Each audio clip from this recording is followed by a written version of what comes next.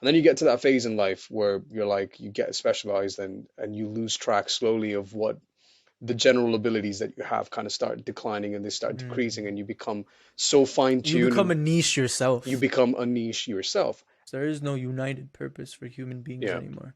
There is no commitment to a one large purpose. I find that to be a very threatening issue for us because that's created stagnance in our society. And then you struggle to break out of that niche, which is where most people are at now. Even the smartest of people at the minute, if they're not thinking about the fact that they're in a niche, are going to be struggling to get themselves out of the niche. When you get yourself out of the niche, you rediscover that the world is now once again your oyster. You actually can do anything you want because now you've discovered your capacity to be able to do everything you want. It's not Mm. false, it's not delusional anymore. So So you're fighting against fucking nature. You're fighting against your body when you create these postures. It's not just the mental posture. You're yeah, creating biological postures. What are you going to do about it? What is a sense of purpose that people can unite on yeah, today that do not need to create these niches? yeah. What is a united purpose? The aim of this podcast is to bring attention to what modern day humans ignore. Living lives in fabricated personalities, enslaved to compulsion. The facets of the human animal have to be rediscovered. We need to wake up. I am excited to bring you the Evolution Podcast.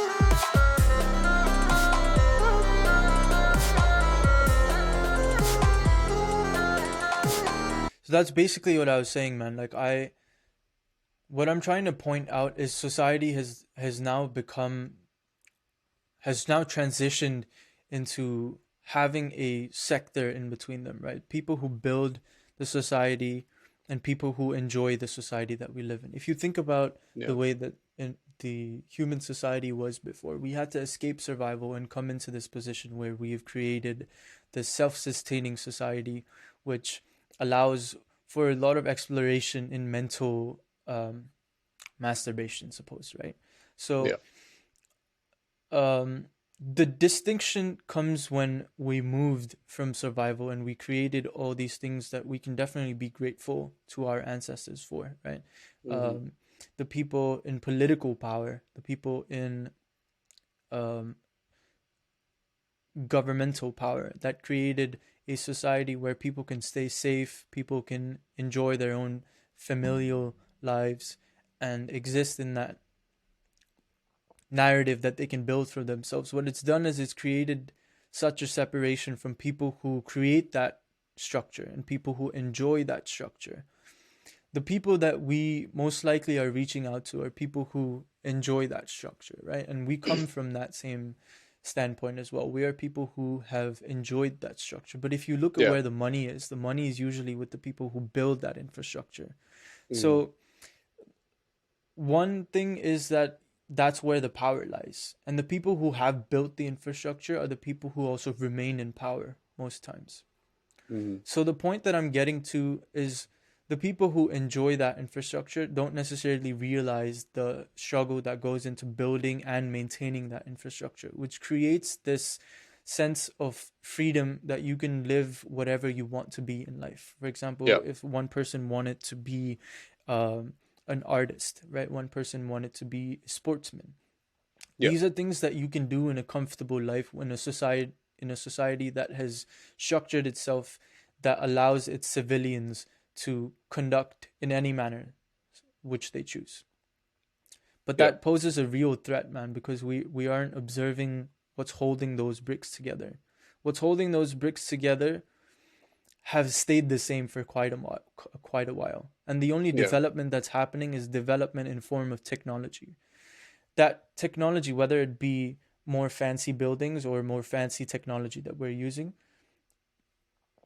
when it comes to technology, I think that most of the technology that's being built is offered from comfort, right? That's where all the money is. Like, for example, when you're making phones and stuff, the phones just keep getting better and better and better. And we just keep getting worse and worse and worse and using our um, facets to yeah, use the technology. But that's even the definition of the tool works in that favor, right? Anything that um, what anything that makes a man's life easier is the Hmm. tool. So the tools just keep getting better and better, and we just use less of ourselves, and so that dependency grows and grows, and that just creates this whole dependency on technology. But not for the people who are building that infrastructure, like the people who own the phone industries, the people who own the comfort industries, are people who very well recognize that humans um, are depending on it and they make money off of it. What that has done basically has created a society that we revolve around anything that we choose to do. And that can sound amazing. To Yeah. me, it sounds like, oh, I can do whatever I want to do. There are people fighting wars on the edges of countries. There are people who are taking care of this. And as much as I'm grateful, that allows me to become whoever I want in life and achieve these things. And there was a point in my life where I also felt that extreme passion for whatever I wanted to do. But as I started to Hmm. grow, I realized that I'm good at so many things. I can choose to do whatever I want. You, Yeah. if one human being is good at playing football and one human being is really good at doing music, I've grown to realize that that's just the capability of human beings. Human beings can be good at football. Human beings can be good at music. Human beings can be good at drawing and stuff like Yeah. that. So it's just showed me more what the human being is capable of, and it's detached me more towards what I want to do in my limited lifespan.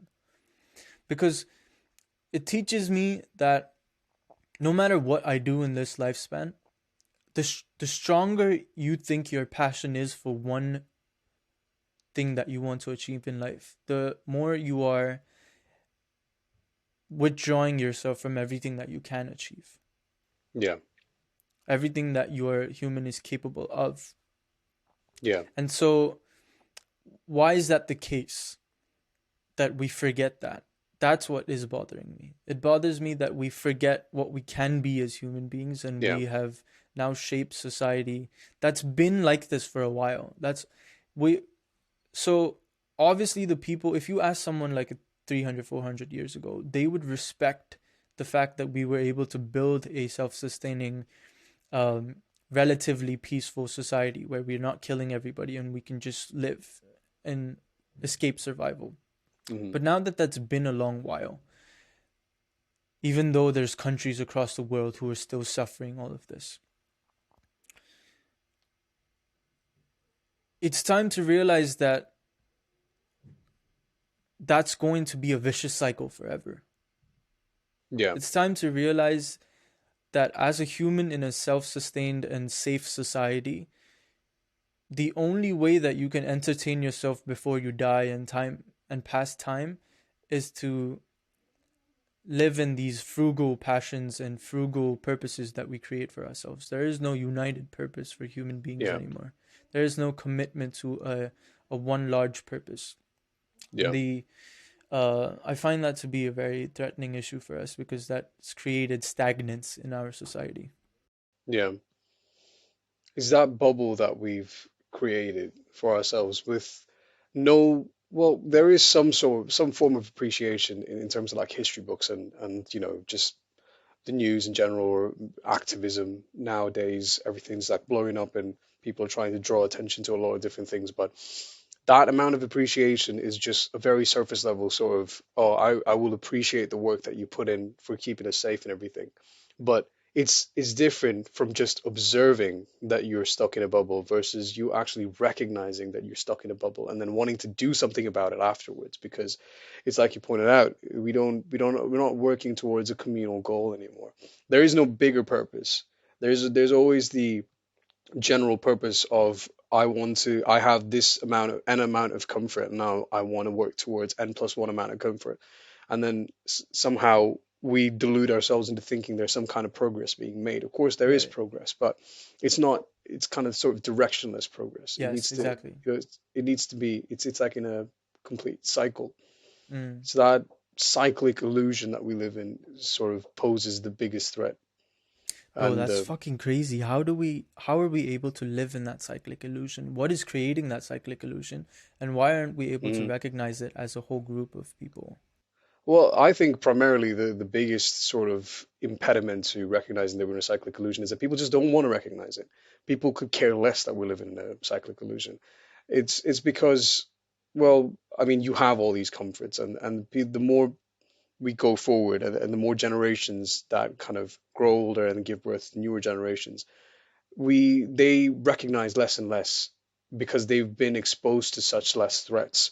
What sort of the bigger threats that we tend to talk about more commonly, like wars and revolutions and fighting for rights and the big major threats like that that people had to go through, the more and more generations that come across, the less and less they're exposed firsthand to what these threats feel like. So what I'm trying to say is the more generations progress, more of them are born into luxury. And because of Mm, that, they don't see a reason for them to want to change anything. They're comfortable with what they have, and if anything, they get greedy. They want more out of it. yeah. They're hoping for things to get even more comfortable. We're Mm, pushing towards automation to a way where people are thinking, what if there was just like a whole machine that was hooked to my house that would just mm, let me do my morning routine, just pick me up out of mm, bed, dress me, clothe me, feed me. It's like that fucking depiction in Wall-E back in the day when people looked at it and we saw that movie and we were like, oh, that's crazy. But yeah. what was crazier is that it was actually somehow an achievable goal. It would have been, it might have actually happened. It might We are still moving happen at towards some it. point, which is Bro, insane. So, what's even crazier, it still happens in the governmental ideas. As in we're still trying our best to create the perfect society. The perfect society. All these struggles that you were just talking about was is still happening in our heads. Like we're still struggling to form, rights, the equal right movement, and mm, as much as I think that that's required, how long is it going to take before humans start to create that perfect society? How long is it going to take until there's no divide between humans that strive? Because let's say, for example, we're trying to create a perfect society, the mm, most equal society where everybody gets everything that everybody else gets, right? mm, What are we still doing in the 21st century? We're still fighting for human rights. We're still fighting for some countries who are suffering from starvation. We're still fighting for gender rights. We're still fighting for all these things that shape the perfect society. So in the last few centuries, we have gone from Renaissance and whatever yeah, was before that to this. And if we had to boil it down to what is being done in one sentence, is we're still trying to form that ideal structure for humans to live peacefully in. yeah, And that just seems, I don't want to say that it seems pointless to me because I also resonate with the idea that to live in a perfect society, but that mm, relentless effort is proving to me that we've we've always been stuck in it. We've always been stuck in this zoo of creating that perfect society that we lose track of what's being done in that process or what's being lost in that process. yeah. Well, I actually think that we are currently living in the perfect society, and that this sort of idea that we have, this literal utopia that we've somehow created from nothing. So, let me explain that a little bit more. What I'm saying is, in the past, right? It's like you pointed out, people just wanted to progress society, make things a little bit more easier, get people some more comfort. At the time, they thought it was essential, which it might as well have been. And because of that notion, there was this idea of what a utopian society would look like, where everything was perfect, the same way that you're describing, there's no divide. But it's that in itself is so delusional because as human beings, we thrive in chaos. You take the chaos away from the human being and you take the threats away from the human being and it's left with nothing. So it's going to Mm, create more threats within itself. I like to think of these as micro threats as opposed to the other bigger threats, the macro threats that we were talking about, like wars and revolutions and rights. So you have these bigger, what arguably at the time, centuries ago, were essential movements in the right direction, where now people take for granted. And then you progress that to a point where we're now living in a bubble and we don't recognize that we're in a bubble. And because we're in a bubble and that so many of these macro threats have been taken away, people now tend to induce or form these micro threats from within themselves. And we see Wow. that Yeah. in different forms, in especially in the newer generation of kids, where I want to say when we were kids, we saw a little bit of that. But as we're getting older, we're seeing like newer generations of kids coming up, and we're looking at them being like, these are not things that I was ever concerned with. I don't understand why people are fighting over this now. And you see these crazy things in the news where these activism kids are doing, like they're gluing themselves to like paintings, they're throwing soup on Mm. paintings, they're gluing themselves to runways, and for what? Like I understand to an extent why that's happening, like the premise of it, yes. Yeah.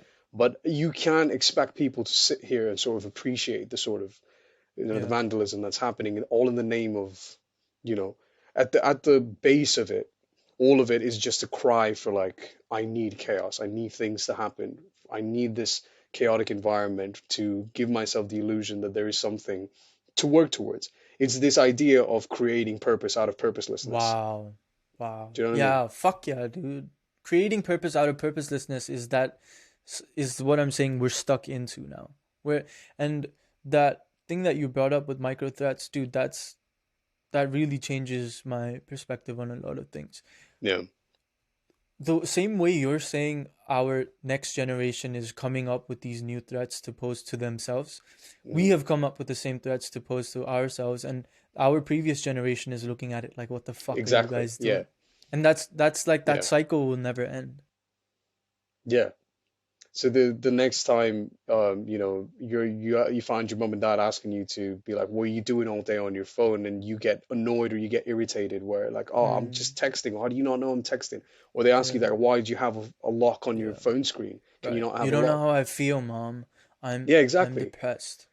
You're just creating these chaotic environments for yourself. Like obviously, I'm not comparing teenage angst to what I'm Yeah, the bigger picture that I'm talking about. But right. if you put yourself beside yourself for a second and think about what I just said and about this creation of micro threats, and you look at society as a whole, you zoom out a little bit and you think about some of the major changes that have happened in society and what people were fighting for a couple of hundred years ago compared to what people are fighting for now.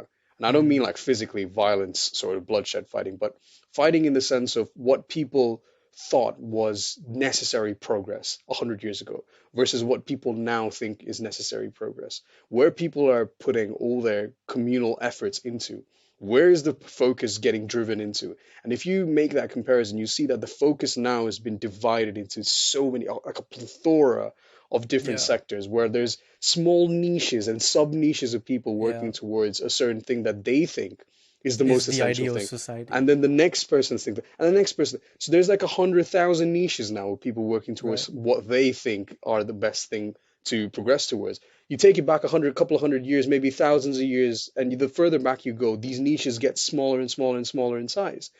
You mean At bigger one in point, size? yeah, the niches get bigger in size, but the numbers The they get subject smaller. gets Yeah, exactly. So if you go back far enough, you'll find maybe two or three of these niches where right. the world was still divided. It was still Yeah, working towards progress, but it was just in very specific sectors, in exactly. a broad function. Yep. Because I think So that the threats that were posed back then, as big as they were compared to what they are now, yeah, the main focus then lies in like, how do we get food? How do we mm, get shelter? What kingdom is the best to follow? Like, what religion is the best to follow? yeah, And these things, yes, I completely agree with you, man. The size of the niche grew, but the number of niches um, they were much, reduced. yeah, Yeah, were much lesser in the earlier days. yeah, Now the niches are getting larger, but the sizes yeah, are getting smaller because smaller.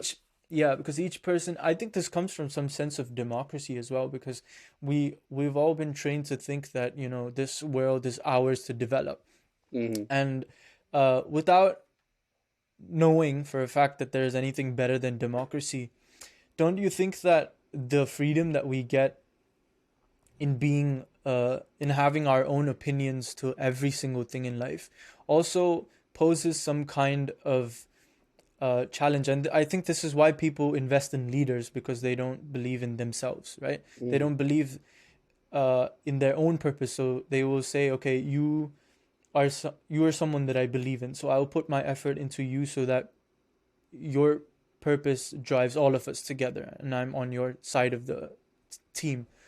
Yeah. Now it's although that everybody thinks it's almost as if everybody thinks that they're the leaders who are going to conquer the world. So Yeah. each of their opinions have as much weight. And Yeah. by that I don't mean that like your everybody's opinion doesn't have the capacity to change the world. Yeah. But I think the purpose of where that capacity is lying has been shaped into having such less significance on the world. Do you know what I'm saying? Like the capacity of each individual to make Mm. an opinion that can change the world is so immense. But Yeah. the value that that opinion will have on shaping that ideal Yeah. society that we're trying to create is Yeah. negligible. Because there's too many niches. There's What is way too one many. new opinion gonna matter? What is it? Is it gonna, like, there was a, again, you have to compare it to where we came from to really put things into perspective, and where you had influential, monumental people like, I don't know, Martin Luther King or Nelson Mandela, and people who had an opinion, and their opinion mattered. It was valuable. Obviously, In that not, society, yeah, it mattered. yeah, not just for the setting or the circumstance that they said it, but that uprising was monumental because obviously there were not as many niches at the time as well, which we also need Exactly. to appreciate, Yeah. but also because that sort of quality came from a very strong opinion which wasn't commonplace at the time. Or maybe people had sort of a general idea of, this is where I want community to be in a couple of hundred years. I don't know how to do it. And then one Mm, person comes out from the masses and says, I have some form of direction. And instantly there's a huge following. mm. There's a ton of people who now want to side with this person because they not just agree with the vision that they have, but they now agree with the direction, because now you've provided this community with a purpose. So it all boils down. But don't you think it comes from that fact that there was a very real threat of slavery back then? There was a very real Hmm. threat of some intense discrimination that Oh, existed. So absolutely.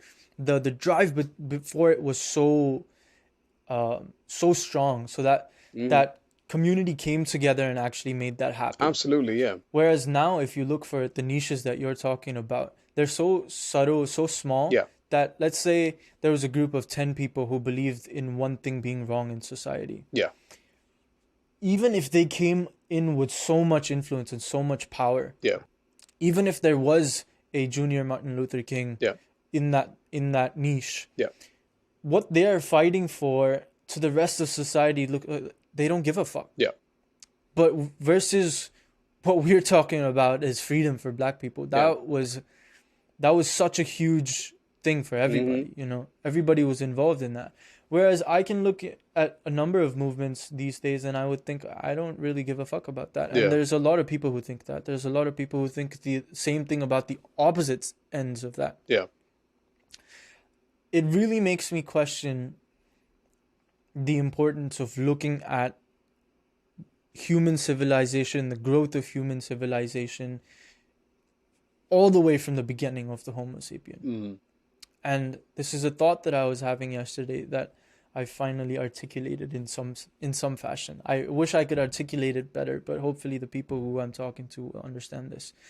Is that if we associate ourselves to the humans, let's say from industrialization, right? mm, If we say the word human, in most people's head, the word human strikes the example of the human who is civilized and civilization. yeah, We don't necessarily think of the Homo sapiens that killed all the hominids that existed, all the different types of primates that existed to stay above power. We don't associate ourselves to that as much, although there's a huge community behind that. yeah, When you do that, what's happening is the responsibility and the reason that I'm talking about just from industrialization is because I think that that's where society really came into that place where it started to revolve around itself. mm, The fact that we had the freedom to start to create manufacturing industries mm, that start to then provide comfort, start to then create this ideal environment yeah, is what we associate ourselves to. So in that transition, because now we formed the human civilization. Hmm. There's been different human civilizations, but now the modern human civilization, as to say, has taken us away from that larger, zoomed out perspective on what humans actually are. So in that in that cycle, in that vicious cycle of society, we tend to forget all the things that created that society, all the Yeah, characteristics of the human animal that created that society. absolutely. Like for example, the violence, like example, the sadness, the depression, Yeah. the angst, the anger, Hmm. all of those things that are innately human have been shunned upon almost now in this society, because that's what created some sort of peace in our society, right? Hmm. Losing track of those things created some sense of peace. Yeah. But you can't come to the conclusion that that's how we arrive to peace. Yeah. We cannot come to the conclusion that in the loss of anger, in the loss of violence creates peace. Hmm. Because that's saying you have to lose an evolutionary trait that all of nature thrives in. Yeah. It's not that we need to thrive in violence, it's that we need to accept that it's a part of the human animal. Yeah. And like you were saying with the micro threats, in the past few years that I've gotten into more of this animalistic perspective, living on more of a chemical and biological level, it's almost funny for me to say that I've drawn myself out from that micro threat perspective where I almost sometimes can't relate to it. Hmm. But as soon as I fall back into that ego and identity that I built for myself, it becomes very real for me Hmm. with the micro threat struggles that I went through in life that was so profoundly painted onto my painting that it just became the strongest thing that I have to defeat Yeah. in my life. But the more that I draw away from it, man, I realize that um, the threats that exist in nature today, Hmm. where animals have to survive, are threats that do not exist today, but there's in an innate quality of humans to create that surrounding around them, because we're still having to use all those things. We're still having to use anger. We're still having to use sadness and anxiety and all those chemicals to create this society, but it's just looked down upon so much Hmm. because it's not ideal for some sort of society. I think it would be a lot more beneficial if we were to accept it and make it a part of our understandings that that is a human factor, and to create peace around it, not Yeah. necessarily to create peace using anger, not like how Yeah. the earlier kingdoms did it. They created peace using force and respect and fear, Yeah. uh, which still exists today, by the way, but like in a fucking large sense. Yeah. We just don't see it because Yeah. we're kind of kept safe away from it. Yeah. But that brings me back to my main point. The people who make the infrastructures are still operating under fear, are still operating under the power and control of people who are at the top. They still rule it in the same way. It's just less obnoxious. Yeah. It's less evident for sure. Yeah, Um, to us. all these sort of facets that you were talking about, and all these different criteria that create, or that did once upon a time create, the necessary changes that then led to this sort of bubble that we live in terms of society.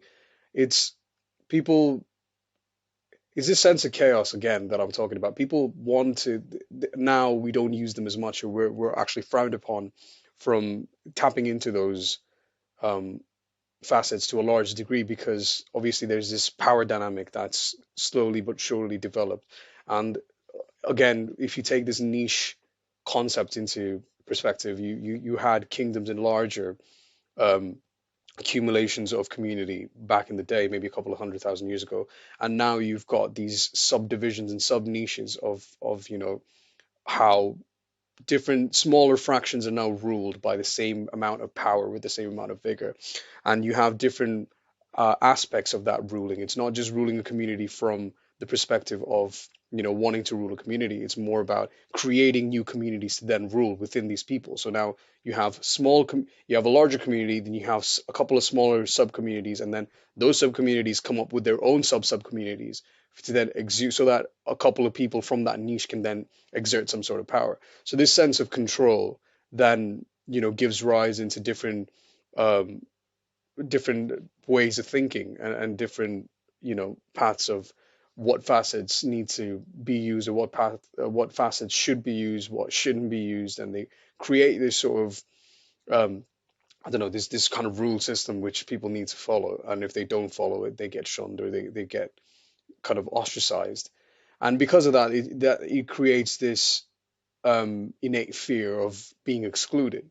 And maybe some people do genuinely believe that, and maybe that's a factor that plays into it. But more likely than not, it's just that herd mentality. It's like, I don't want to be excluded from the herd. And then for just so many different reasons as to why someone could easily ignore where we came from, and just fails to look at this whole development and what went into that development, and is so easily lost in this world of niches and micro threats that they're just so caught up in trying to figure out the world now that they can't put in the effort to fix themselves, let alone try to fix the community or go into it. But the problem is everyone still wants to do it. Everyone still Yeah. wants to be the next world leader, and wants to change the world. But Mm. just in the span of the last 5 minutes of me blabbing on about it, you already see the inherent hurdles that we have that you don't even recognize. Most people don't even recognize that these hurdles exist. And when I'm pointing this out to some degree of people that have understood what I've said, you're now thinking about, oh, well, yeah, that is, the more I think about it, it's true. But what are you going to do about it? If you think about it What are you now, and gonna you do about it? exactly, Yeah. what are you going to do about it? You just recognize that just now you've observed that you're being put in a bubble where you're being observed by the people that are creating this infrastructure. And it's, as an individual, what are your choices? And do you even have those choices with you still? Do you still have the capacity to make those choices? These are all important questions. Capacity to make those Yeah, choices, man. it's I think in this podcast, man, for the rest of this podcast, I really want to make that a huge narrative. When we talk about evolution, I feel like I have a very strong answer for where what you have just said. yeah, What are you going to do about it? What is a sense of purpose that people can unite on yeah, today that do not need to create these niches, right? yeah, What is a larger perspective that people can have that they don't need to succumb to what society already is, and can understand that there's some kind of direction towards it? yeah, What is a united purpose? yeah, In my very honest opinion, it's what else is more united than human evolution, brother? mm, What can unite any human from China to USA? The only thing that lies common to every single human being is human evolution. yeah, Whether you want to create a society for it, whether you want to create um, musicians or doctors or whatever it is, like, we need these professions, but we're all trying to provide to society in some sense. We're yeah, all trying to become important people to society in some sense. But in that chase, we lose the fact that there is no purpose towards it. The only purpose that's being created is this false narrative that you can be anything in life. yeah, I I used to think that was false when I was a kid. I used to think that was I don't know if you can be anything in life. And then I realized you can be anything in life, and that's fucking awesome. But then I realized if you can be anything in life, what the fuck is life? So I can do anything. yeah, There was this point of time where I was so mentally constricted into, let's say, in the aspect of my confidence, where I didn't believe that I can do anything in life. And I feel mm, like most people are still stuck there before you defeat that aspect of gaining control of your human animal. What I feel like where I am in my life is I've defeated that. I feel for a fact that I know I can do anything I want with the confidence that I have in control.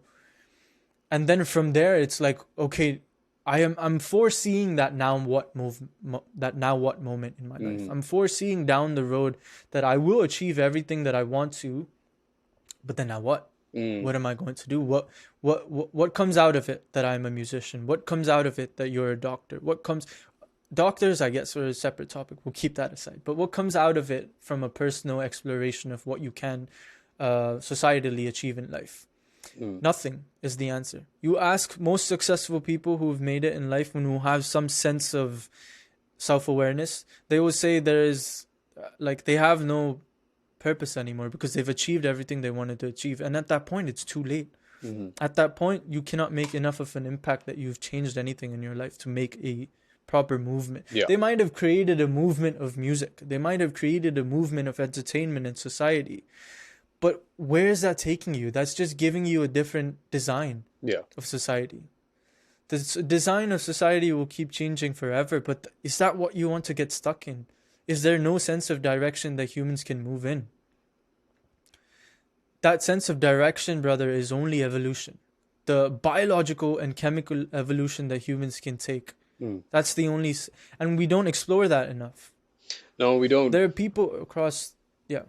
That whole cycle that of sort of people when they were younger being told that they could do whatever they wanted to do, and people like me were from my point of view when I was growing up. Obviously, I refuted that to the maximum degree because it's impractical and borderline What did you stupid refute? That that you you could can be do anything anything or and you you could can't? be, yeah, as you Okay, can, that you when okay. people tell you, which I was never told as a kid, first of all, because Mm, for good reason, and I appreciate that I wasn't yeah, told this. yeah, But for the yeah. people that were out there who were told when they were kids, you can be whatever you want to be, for whatever reason you were to hear that and believe that, I obviously refuted it.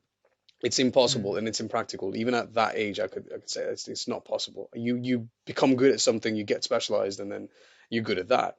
And at the time, just saying that the world is your oyster doesn't mean that you're practically going to be able to, let alone pursue everything that you want to do. And then you get to that phase in life where you're like, you get specialized and you lose track slowly of what the general abilities that you have kind of start declining and they start decreasing, mm. and you become so You fine-tuned become and a niche you yourself. become a niche yourself. And then you struggle to break out of that niche, which is where most people are at now. Even the smartest of people at the minute, if they're not thinking about the fact that they're in a niche, are going to be struggling to get themselves out of the niche. When you get yourself out of the niche, you rediscover that the world is now once again your oyster. You actually can do anything you want because now you've discovered your capacity to be able to do everything you want. It's not Mm, false, it's not delusional anymore. It's an actual achievable goal because now you've taken yourself out of the niche that you put yourself in, and now you can see the world for what it is, and you have the capacity to challenge it. And that, to put people in that position, is what is the hardest, because people, it's easy for me to say that you need to pull yourself out of that niche, but it's only people who've actually tried it. Like, you have to first observe the fact that you're in a niche. You need to understand and appreciate how far into the niche you are yourself. And then once you start pulling yourself out of one or two niches, you realize that there were sub niches that you didn't even know about that you're involved mm, in. It's so easy to get drawn into all these niches. Once you yeah. remove all of that niche, which will take such a long amount of time, once you've done all of that, and then and only then can you now appreciate. You get to that what now phase, but now you have the capacity to answer that question. You have the power to actually do something about that question and not just sit here in the concrete jungle listening to yourself being like, what now, and then not do anything about it. It's the Right. differentiating factor between people who just go with the flow, and it's the same mentality that people have that leads into these things like midlife crises, or being people in their 50s. People, this one thing that I've heard growing up so many times is like, you can't teach an old dog new tricks. And I hate that. I hate that because it's true. And the only reason it's true is because of this concept, is that those people are stuck in their niche. And it's too late for them to be able to teach them the flexibility that you have, the of being able to retain information and try to be self-analytical, is so primed when you're young and in this age. And if we're not teaching people, if we're not telling people at least to be aware that this is the Mm, scenario from a very young age, they're going to grow up to just either be like obviously stuck in their ways, or they're just going to be falling into like this whole bubble of regret where they're like, oh, yeah. I see it now, but what's the point? Yeah. Yeah, man. Like, I think let's break that down into two parts. One is the demographic that might be able to see this, right? It's either the people who are going into niches or the people who are far into niches. And I think that explains the world. Yeah. There's either people who are moving towards niches, who are motivated by the society to move into a certain niche. Like, say, for example, work as hard as you can, Hmm. spend 10,000 hours doing what you want to do, and one day you will achieve it. I have nothing against that saying, to be very honest. What I have against that saying is what you just said. Like, Hmm. once you have become a niche and yourself, and once you don't know how to draw yourself out, you have lost touch with what was that animal that was able to get into that niche and Hmm. prosper in it so well. Precisely. Then, and the other people are the people who are struggling to prosper in that niche. Yeah. So I would tell those people that, look, you really can do whatever you want. You really can, for the rest of your life, put all your effort into one direction and achieve it. That's not special. Yeah. I just want to put that out there. Yeah. In society, it might be really special to become the best at whatever you're doing. Yeah. In society, it might become really special to become an expert at one topic.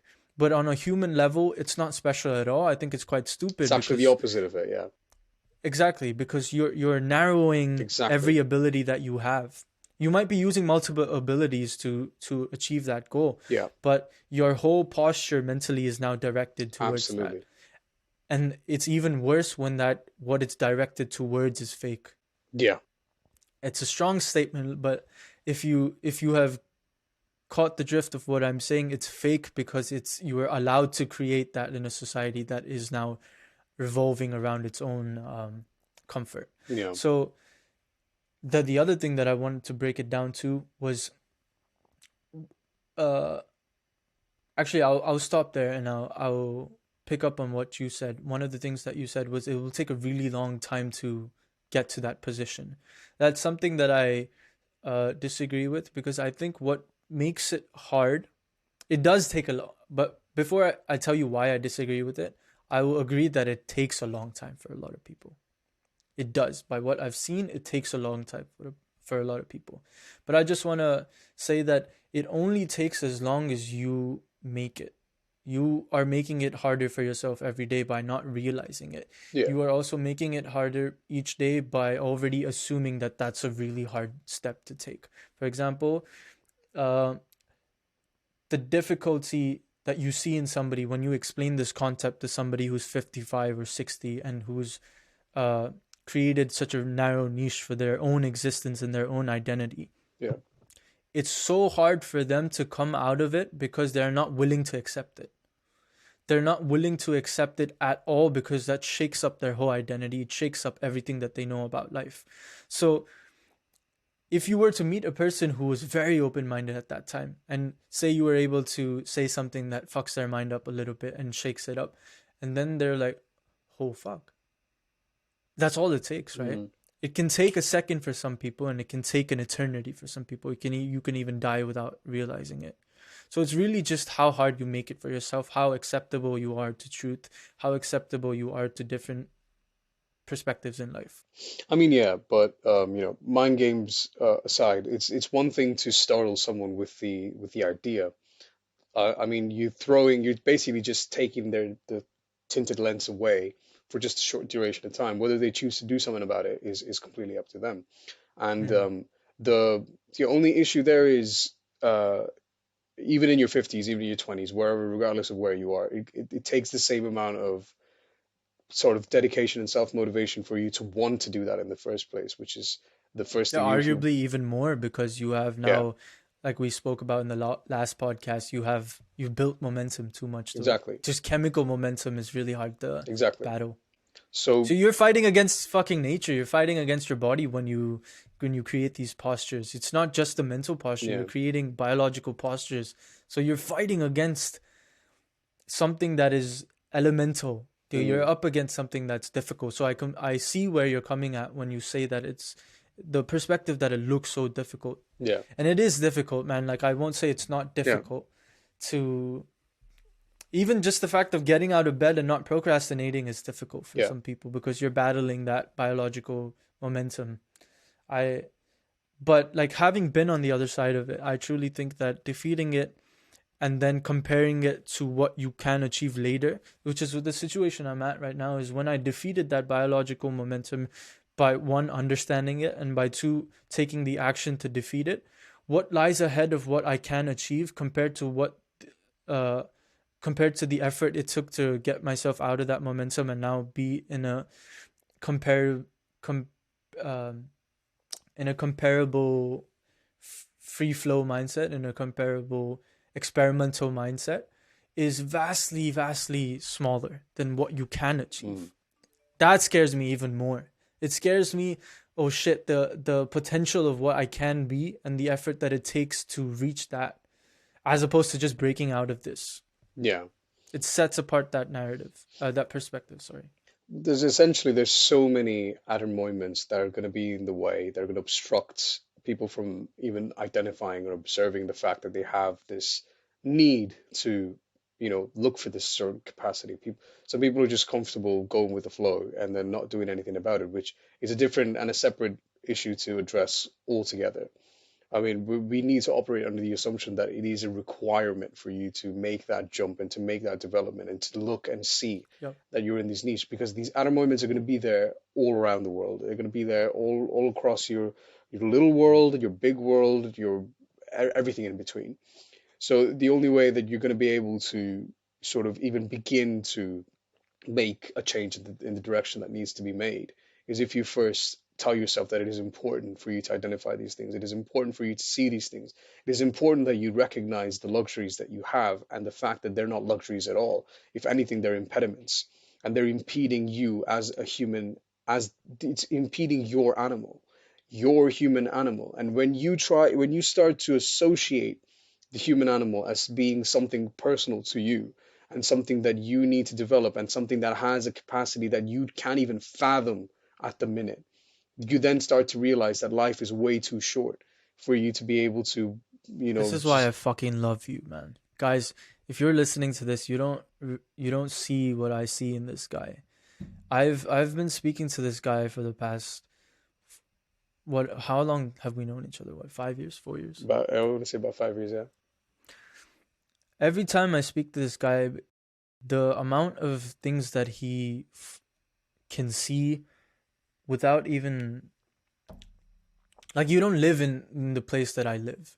For me to have come out of this perspective, in out of that concrete jungle mindset, Hmm. and to see that you're able to do it in that concrete jungle mindset, Hmm. it gives you an advantage over people. And this is why I think you're the more relatable one in our podcast. Is you are a master of psychology in the sense of experience. You've Yeah. experienced so much pain and emotional um situations in life, that what you did was just sit back and study yourself to a point that you've understood the human nature more than just Yep. studying everybody around you. As much as you do that, the education that you have in just learning how the human is functioning in that psychology is what really interested me about you when we first met. I was like, wow, he understands this. He sees what I'm seeing, and then you spark my mind with all these conversations, bro. But yeah, these micro threats is something that I've distanced myself away from. Like, it just,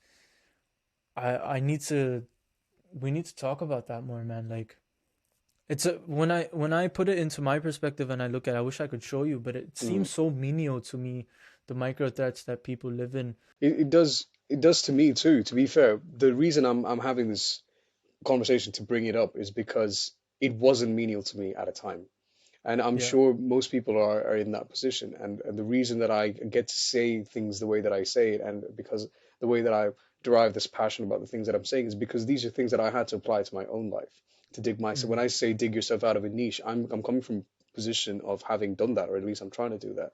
And when I say micro threats, I'm saying these are things that I've seen. And these were small things that people would just could have easily ignored, but they posed some sort of threat, which I was then able to identify.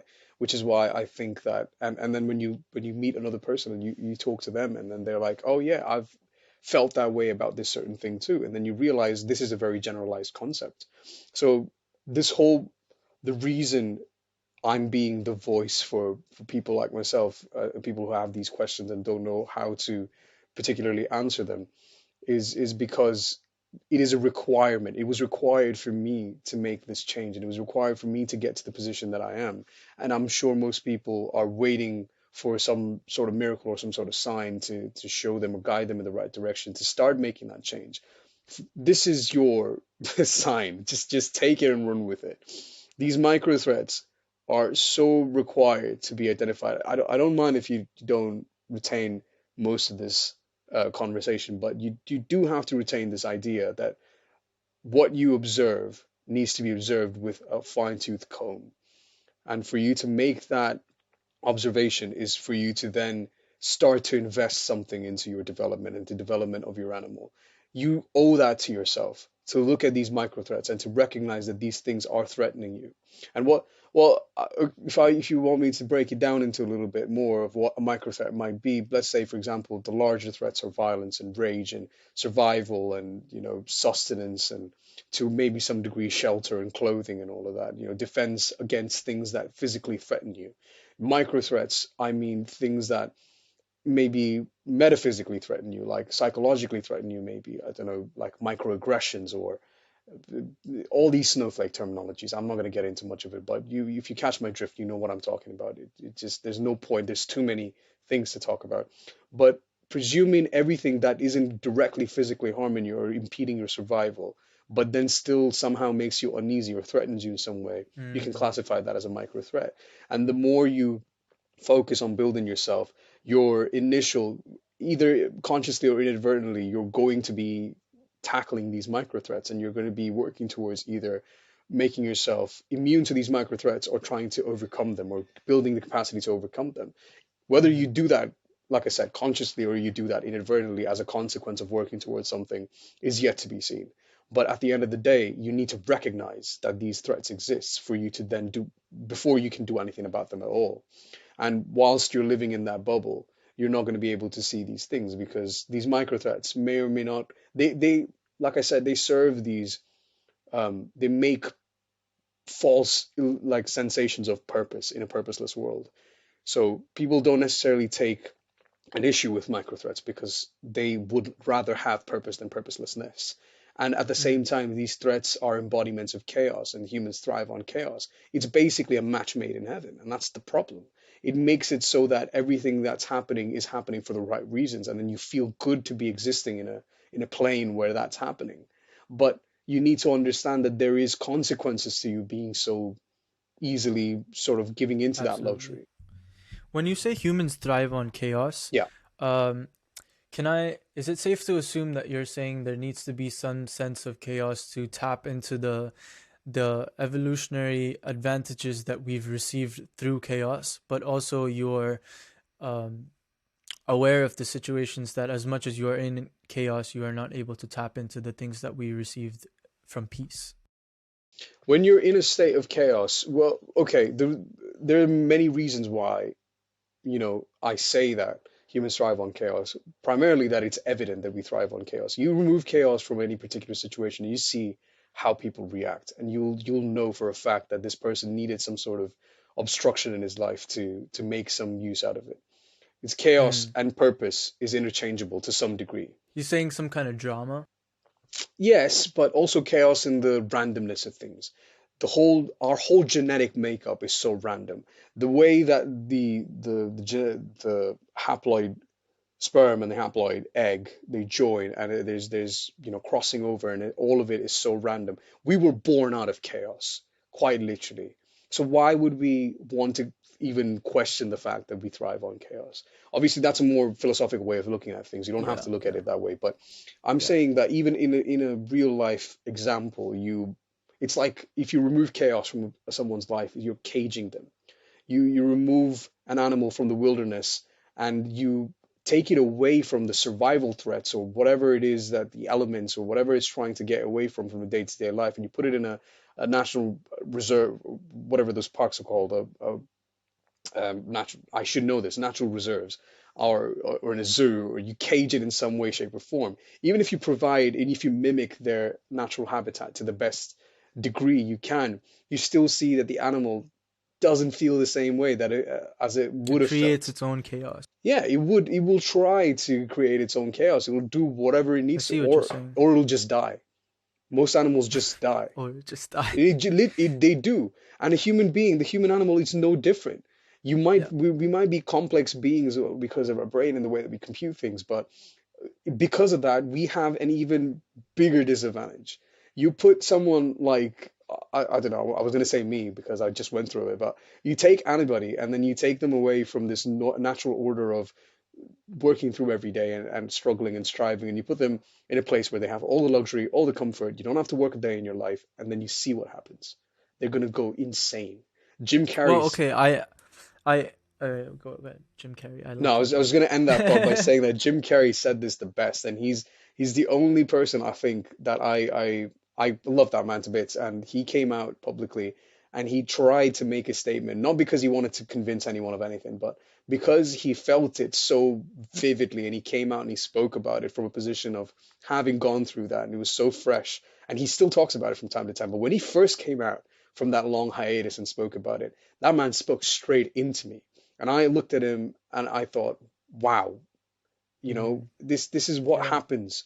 This is an actual representation of what happens when you Bless give Jim Carrey, man. Bless. it's so yeah, I do think that humans thrive on chaos and there is good reason for it. I'm still kind of confused on that line. By a lot of people can misinterpret chaos for to mean a lot of things, but if I completely understand you. If we just had to make it clearer for the audience, when you're saying chaos, you're trying to say it shouldn't be complete order. If there's complete order, then there's no sense of um, experimentation. There's no sense of doing something by yourself. There's no tapping into what you Order, can do. let's put it this way. Order is control, right? Chaos is the opposite of order, which is the lack Yeah, of control. What gives us yeah, purpose in this situation is trying to bring order into a disorderly situation or chaos. absolutely. So Yep. chaos, therefore, is essential. It's a yin-yang balance that needs to happen. Interesting. And for humans, Yeah, as okay, so the balance is why it confuses me that you say that humans thrive in chaos. yes, That's essentially what I was trying to say. the short way of saying it is humans thrive on chaos, but that's the implication. Right. So you're saying it needs to be both. Yeah, There needs because to be that balance of chaos and order. you need people. There's chaos and then there's the opposite of chaos, which is order and control. Mm, So in a disorderly system, humans gives trying to bring order to a disorderly system gives humans a purpose. It gives them some mm, sort of a sense of they're accomplishing something, which is why even if this is why this concept of micro threats come in. That's the representation of chaos, where you need to have these small obstacles and small hurdles that threaten you, or you right. make it look like they threaten you so that you can Right. overcome them.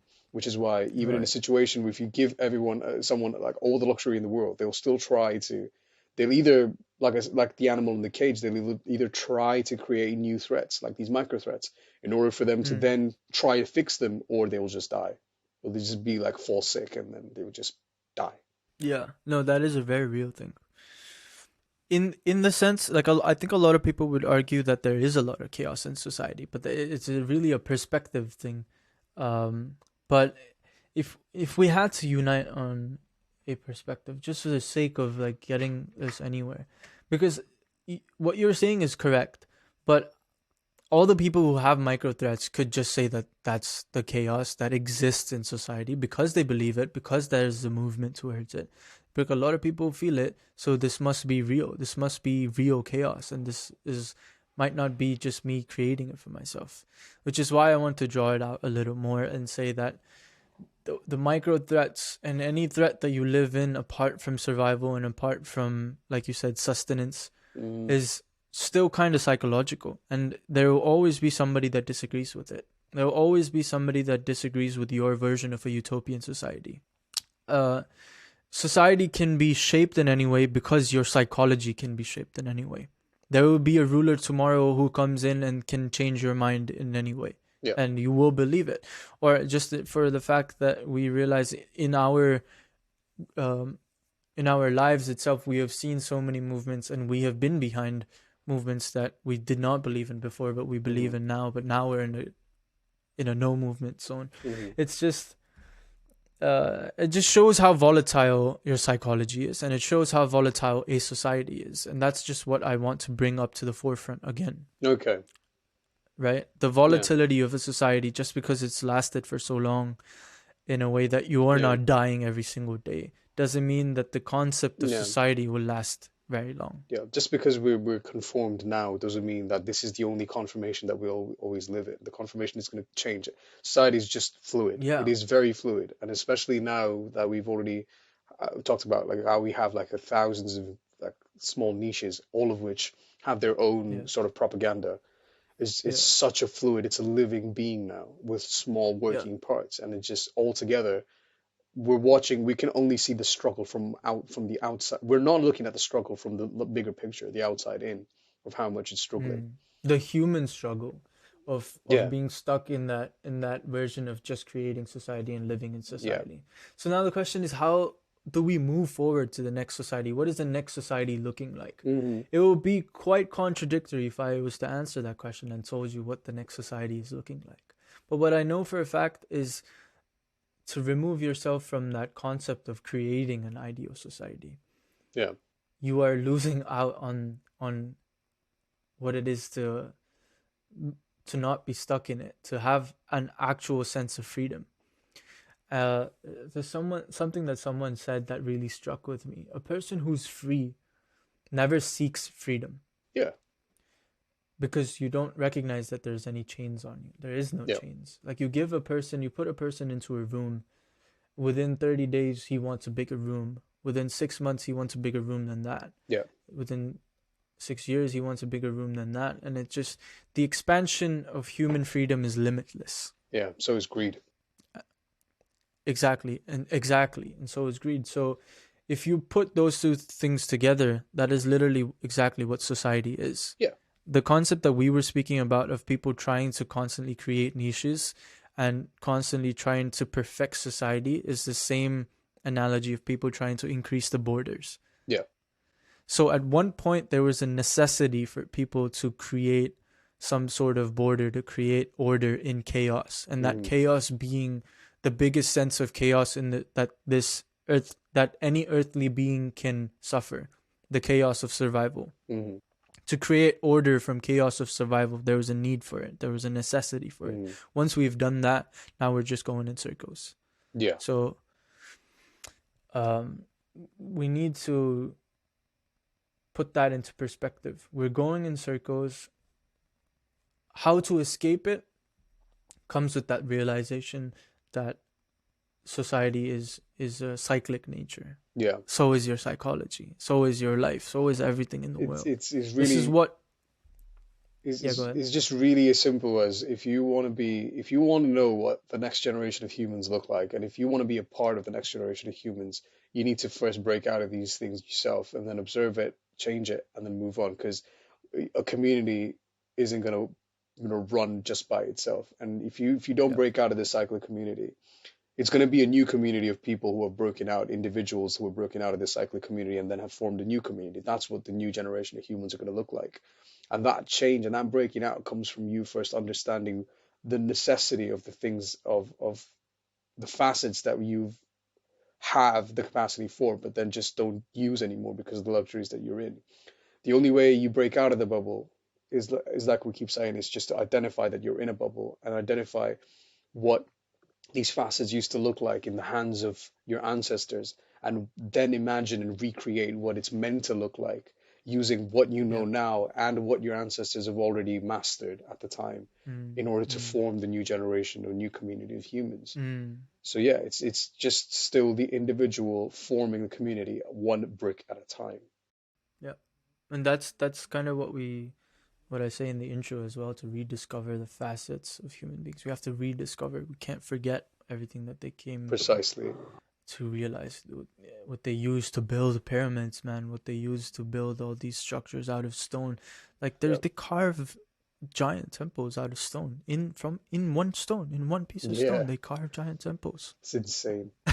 The pyramids itself, I don't need to speak about how crazy that is. Yeah, If that's anybody's just looked into alien what the woo woo pyramids shit. are, Bro. as we all know. It could be. It could be. Like I'm not denying No, it. I'm But just taking there's the piss. there's Please don't quote me on that.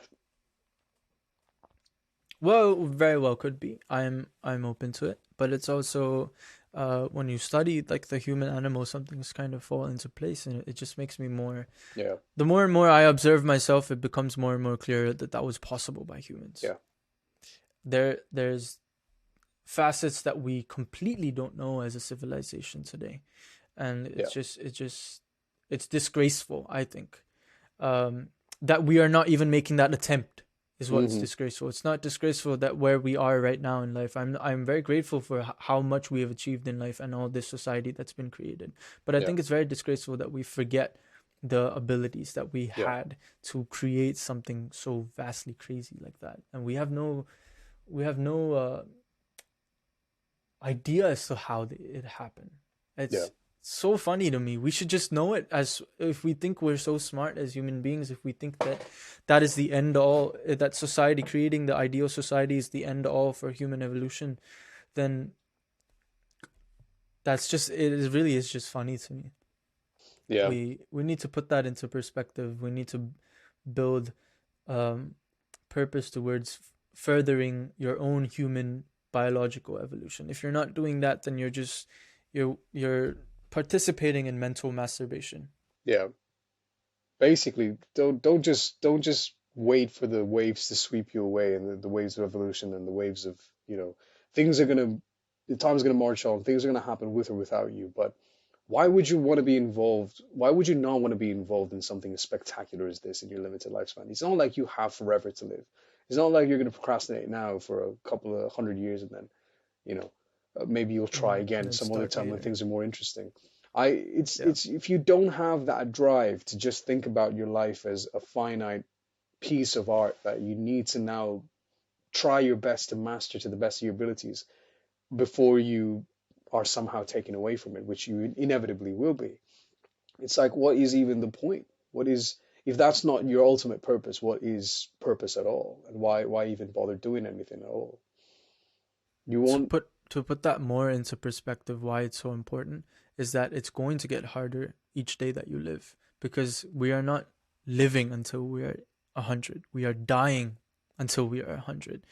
A yeah, human lifespan and the abilities that we have start like this and it ends like this. It doesn't go all the way up and then crash down when you're dead. yeah, It doesn't. So each day that you lose on focusing on the human animal, you are decaying. yeah, The next person is going to be better than you. And it's beautiful that the next person is going to be better. Like my yeah, children are going to be better. Like I want my children to reap some of the benefits that I do in this life, right? Biologically, some benefits. And to create that environment where they can do it for themselves and their children.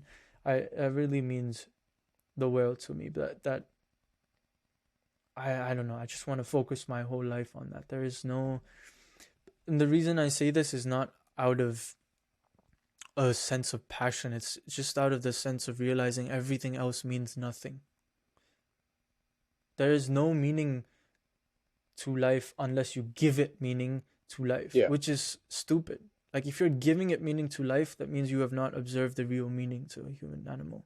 yeah, You can draw yourself out and see that there is no meaning to life, but there is some sense of involvement that you can be in. You can just be involved in evolution. You're not evolution. We think that we're the seat of evolution, but we're not. We're just on the way. There's mm, just, these things are already just happening. They've been happening for years, and we are just changing the direction in a very disrespectful way to what has created us today. yeah. I think that's the best way you could have put it. Whatever you do in this lifetime and the decisions that you make will lead into some course dictating the course of evolution in some degree. You're not going to know what that is. No one's going to know what that is. Yeah. That is the nature of evolution and the butterfly effect and what have you. But being in this lifetime, the only thing you can do is to dictate how you yourself want to spend that life and what you want to observe and whether you're going to be living by just going with the flow or you actually care enough to, be bothered with the things that we've spoken about and observing all these things and observing the fact that you're in this bubble and the fact that you're evolving and there is actually something that you can do about it. Regardless of what the outcome is, you can still do something about it. And it all starts from you doing it for yourself. inadvertently you Mm, will eventually contribute to the marching flow that is evolution. absolutely. And it's funny that because survival of the fittest is taking place anyway. People are Yep. who are the most unhealthy right now, like nature will take care of you. Yeah, with or without So your contribution, it's just, the nature world's will not take gonna, care of you. exactly. No one's. Which is why we're not here trying to give anyone any advice, or this. The point of this is not to, this is just things that we've realized, and we'd like to put it out there for whomever concerned, if they're, either out of curiosity or because they're actually concerned about things the way that we are. We connecting, just bridging the gap between not having information and now having some sort of perspective, if that's what you needed, and obviously Yeah. opening the doors to discourse. So, in the comment section, if you want to put down questions and other things that you be interested in knowing more about, or learning our perspectives on, or might be confused about, that we might have some insight into, put it down so we can have discourse with you. We can talk about it. We can address it in a separate episode. But Speaking of which, we should address the question that one of our commenters left. VX Rock 100. This podcast is very exciting. Thank you guys for an honest exploration. In future episodes, I hope you can address slash clarify some ideas. Why does therapy work for people? Even though therapists filter their advice through their own painting, there are methods in therapy that help people, quote unquote, remove themselves from their imagination.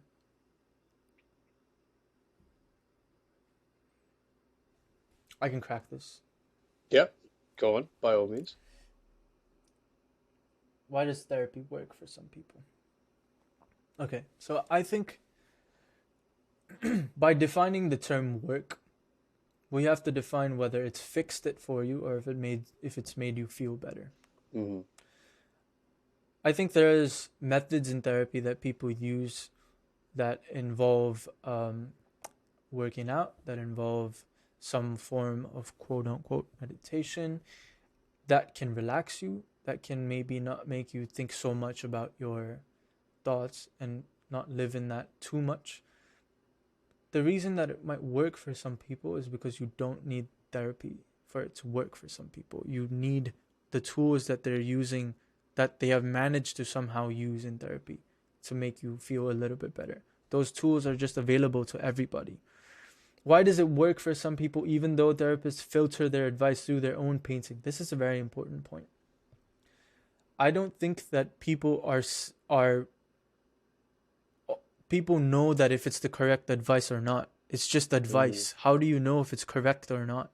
I feel like there is no proper solution to any of your problems. The only solution is to not suffer that chemical state that you tend to, grasp onto as you live in that painting of yours. It's the fact that you are not able to live comfortably in that anxiety, not able to live comfortably in that depression. Hmm. How to gain comfort in that situation is really just taught. You really have to teach yourself that it's okay to be in whatever chemical state as long as you observe yourself. If this podcast demographic was to reach out to people who needed to be comforted and who needed to get this kind of advice for their life, I would be saying a lot of different things. But the demographic of this podcast really is for people who are coming here knowing that all these issues are just not what is going to lead evolution. The person who's trying to evolve in life is really not just stuck in his mindset suffering it. So to put that into perspective, you really need to understand that it doesn't matter what advice you're going through. If you're suffering these things, which a lot of people are suffering, understand that you are in a disabled position. And to there's no advice that anybody else can tell you that you won't know better yourself if you just were to observe your animal, if you were just to observe the functionality of how these chemicals are working.